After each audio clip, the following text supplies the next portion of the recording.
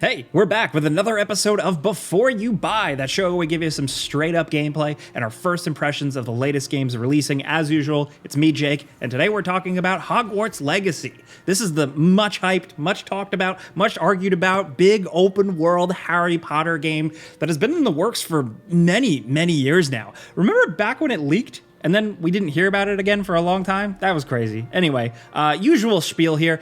These are first impressions as we have gotten a review code, but we're able to get about 25 hours in and wanted to give you guys the heads up since people are already dropping cash on this. And this footage was captured on PlayStation 5 and is spoiler free. I'm happy to report that Hogwarts Legacy is a really solid open world action adventure game. I think the more jaded gamer will find some stuff that they've done a million times before in other games and maybe roll their eyes here and there, but I think Harry Potter fans that have been waiting for like the end-all be-all wizard game, I think this is pretty darn close. I think the developers that worked on this game took the Harry Potter franchise and ran with it, giving us new things and expansions way more exciting than even the more recent spin-off movies in my opinion. Now the game is a bit glitchy, but it's also charming and really fun. It distinctly feels like a Warner Brothers open world game, if that makes sense. Not like Gotham Knights. I didn't really like that game. Think more like Arkham Knight, Mad Max, or the Middle-earth Shadow games, but like way bigger in almost every sense. So where it starts, you're a fifth-year transfer student. It's a great jumping off point to kind of experience it as new through the character's eyes and also not be like a little baby kid. You're right in the middle. And you're under the tutelage here of a professor who was supposed to get you up to speed with other fifth years and get whisked up in a much bigger adventure that involves way more than just going to school and learning how to make potions or whatever. You create your own character, any type of person you want, total freedom, which is nice, but the face options feel a bit awkward and limited the way they're implemented. And keep in mind, like total freedom, but like in the realm of realism, so you can't make a bug-eyed alien person or anything with sliders. It's not bad though, because there's a lot of loot, and that's where the custom character stuff really shines, like where you can really express yourself. One thing to note, you can choose your voice pitch. So for my character, since I know, I'll be honest, I have a bit of an annoying voice in real life, I decided to kind of up the pitch by 1 point, like the game lets you, and it resulted in a very tinny, modulated sounding voice. So be warned and be careful with the voice choices here, because your character does talk quite a bit. Now, you're thrust through a really cool intro, and then you slowly get into the flow of the game. Missions. Everything is a mission. Classes are kind of just side objectives or story missions that are part of the flow. So the game isn't broken into like a school thing every day. So if you weren't paying attention, I'm sorry if you were looking for like a Persona or Bully type school simulator. This isn't quite it. Still, you get the feel because class moments are interesting, the new professors are pretty decent, and the game actually establishes a roster of students, like a cast of characters that you get to know throughout the game. You hear about them, you learn about them, you meet them, you talk to them, you see them in the halls, you see them during cutscenes, and yeah. Now, within Hogwarts itself is where a lot of the game's mechanics are slowly introduced to you in a pretty digestible way. It's all trickled out. The main element, of course, though, is the spells, and I think there are about 16 to learn and unlock, and they have various uses between exploration and combat. So let's talk about combat. This was the thing I was the most worried about when the game was like announced and revealed and shown off. It was hard to tell how it really felt, or if it was fun, or if it made sense. I mean, as much sense as it can. It's magic fighting with sticks, but I'm happy that the combat is fairly decent and can sometimes be challenging. Tapping the trigger is like a strike button, like you're just doing jabs, basically hitting your opponents with a magic blast. It gets repetitive pretty quickly, unfortunately, but you're doing that really to manage things between cooldowns of your other spells that are mapped to the face buttons. This is where you can build combos. Say, soften them up with a couple of whacks, then use a spell to lift them up in the air, making them vulnerable for more damage, then hit them with a couple of more, and then use Accio or something to pull them in close, and then hit them with a close range blast of fire. Enemies also get more complicated and are more vulnerable to different things later on, depending on their shield or just their type, so you're going to want to swap out, say, ice spells for fire ones for certain dungeons, you know, that type of thing. There are 4 layers of face button spell layouts to swap through, and you can remap them. So I basically had 2 layouts for combat situations, and then the rest for random handy wizard tricks for exploration. It can be awkward, sometimes fumbling through lists of spells, especially in combat, that. But with the control scheme, I guess it's the reality of only having so many buttons. Also, you can unlock Flipendo for real. Real ones know what I'm talking about. But this stuff does work when you're shuffling through your spells, when you find yourself in a puzzle or something and you're like, what do I know? What do I know that can fix this? It's actually pretty satisfying. But back to combat, there is a bit more to it. You have magical items that you can use in combat, like buff potions and defense potions and a couple of killer plants you can toss around. And you can also dodge and eventually kind of magic dash. You can also deflect with a kind of magic shield parry that can then be wrapped into an additional stun, and then also throw random things in the environment at enemies. There's a decent amount of stuff. You know, the aiming, targeting, lock-on type of thing for enemies isn't perfect. It'll mess up sometimes, but you at least have two different options to choose from with it. But that and the camera sometimes will screw you up. Still, having said that,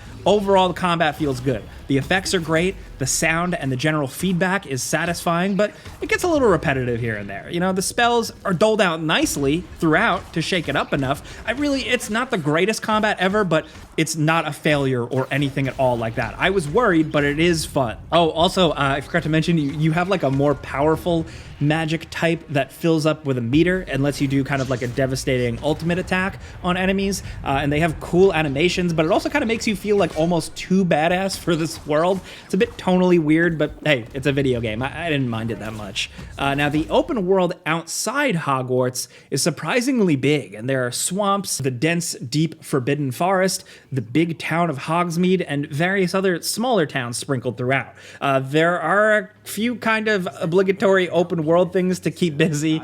You know, nothing too obnoxious, thankfully, and also tons of hidden puzzles and dungeons of varying sizes. A lot of this is for loot and progression. Yep, they managed to do another colored rarity loot system and put it in a Harry Potter game, but it works. Loot is pretty interesting. It has various effects, and there's a full transmog system to look however you want, regardless of loot, which is nice. There are a lot of different looks for your character, and the game gives you tons of shops and loot, and the gear slots in your inventory are limited, actually, and it's kind of annoying. Thankfully, there's Merlin puzzles to solve that increase your inventory capacity. You're going to want to grind them out pretty quick because the game gives you a ton of loot every mission. But additionally, in terms of RPG stuff, you're earning points every time you level up. So you can choose to spend those points to power up the effectiveness or radius of certain spells, how well your potions heal you or help you, unlock a faster dodge, stuff like that. Pretty straightforward skill tree stuff that works. It's decently paced. That stuff is useful and makes the game have some depth, but then there's some surface level stuff that doesn't matter as much and seems like it's just there for the experience. Or, you know, for the cynical, maybe it's nostalgia bait. Like picking out your wand at Ollivander's and customizing it doesn't really seem to matter much other than cosmetic, and choosing your house just means your common room and outfits are different. I haven't really seen much else with that. And since the game is more of an adventure game than a school simulator, you're not exactly finishing the day hanging out in your cozy common room. It's just there for the experience and cash in one or two collectibles, and that's it, and it's fine. Now, I can be jaded, but where the nostalgia, the ambiance really works well is within Hogwarts itself. Like the castle school they built here, it's a massively impressive achievement. It's huge. And hours in, you're still discovering new whole wings and rooms. It's faithful, it's creative, and it's filled with hidden secrets, just like it should be. So from a gameplay perspective, it's good for exploring and collecting and side questing, but it's also just a nice experience, you know? Candles float around in the Great Hall, ghosts hover by doing their thing, including Peeves. He shows up and messes with students and he sucks. Suits of armor will occasionally wiggle. Paintings are moving, not all of them, but most of them. The grand staircase is staggering. Statues will talk to you. Students will pass by going to class, using spells to carry their books, sometimes pranking each other, just all kinds of dynamic stuff that just happens for you to just see and enjoy. So if you were looking for the Hogwarts experience in a game, it's here. And I think it's still one of the best aspects of the game. They did a really good job. It's faithful and atmospheric and fascinating. And there's enough stuff to actually do in it, so it's not all set dressing. It's not all just filler. One big complaint for me, though, personally, is that although the students milling about are cool to look at, you can't really interact with them at all unless it's quests. I mean, like, NPCs are completely decorative, so you can't even really bump into them or do anything. I know the game doesn't want me blasting them with my wand or anything, but they don't really react to anything, and it's a bummer. At least the students you interact with on our quests are decent, and professors as well, but the NPC students don't add as much life as I would hope. Oh, and then the game has the room of requirement too, so it goes from like a little customizable place to craft potions and stuff to a massive, completely customizable room and a bigger outdoor area where you can catch and keep animals and creatures to keep them safe from poachers. It's like an in-game story thing.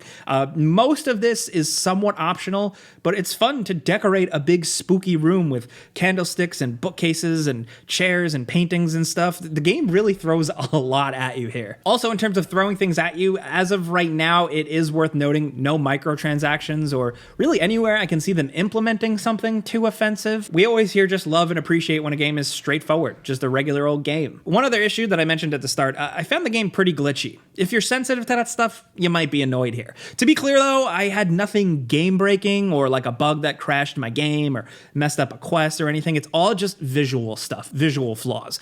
I've seen a few students T-pose or just completely disappear or reappear out of thin air and not in like a magical Harry Potter way. I've also had tons of atmospheric glitches where the game's fog or some sort of effect obscures too much of the screen or the scene and kind of kills the lighting, and also a weird, I don't know, HDR type glitch where dialogue scenes would flicker in and out of a brightness mode. I couldn't really replicate it on screen here, but it's kind of annoying. It's stuff that can be patched, but it's a bit iffy and it hurts the visuals a bit for a game that otherwise I think looks really gorgeous. The art direction for the open world is really good. Towns are cool, caves are spooky, and everything has tons of detail. The seasons change, and the entire world will reflect that season. That's pretty ambitious, pretty wild and impressive stuff, man. To go from walking around Hogwarts in a normal time of year to then it switching to fall, and then there's pumpkins everywhere, it's a nice touch. Now, there is some graphical pop-in, for sure, but otherwise the game performs fairly well on PlayStation 5. The graphical modes,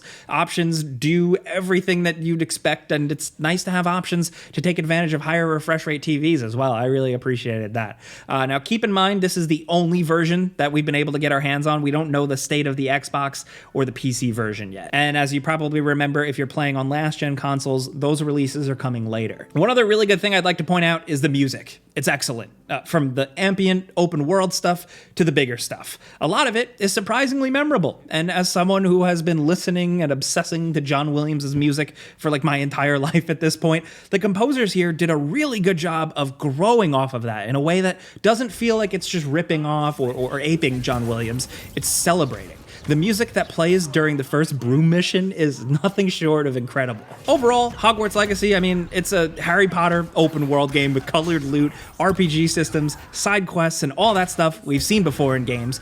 But with the Harry Potter lore, the context, and some creative spins on things, and the new additions, it's all pretty compelling and fun. There's an interesting story here that actually seems to really flesh out the world in some interesting new ways without spoiling much. I think this is a great, refreshing way to get back into it, or introduce someone new to it. It has left me feeling excited about a franchise I haven't really thought about that much in the last few years. Like I said, I think the developers took this and ran with it in a good way. I think that if you were looking forward to this game, you'll be satisfied, straight up.